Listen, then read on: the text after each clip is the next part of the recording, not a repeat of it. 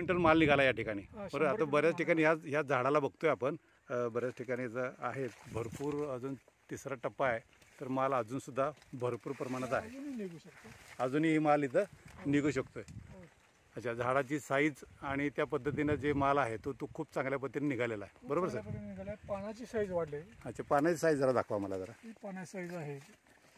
पानाची साईज जर बघितली आपण हां, तर हे खूप त्याच्या रेग्युलर पानापेक्षा मोठं पान मोठं झालं. पान आहे. बरोबर. हिरवगार आहे. अच्छा, तर मला सांगा की तुम्ही केरनचं हे मार्गदर्शन घेऊन हे प्रोडक्ट वापरून समाधानी आहात का सर? हो, मी निश्चित समाधानी आहे.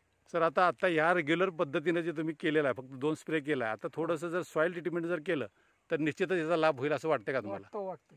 वाटतंय सर? मी यावर्षी करणार आहे तो. अच्छा, तर इतर शेतकऱ्याला, काजू बागायतदारांना तुम्ही काय सांगू शकता सर?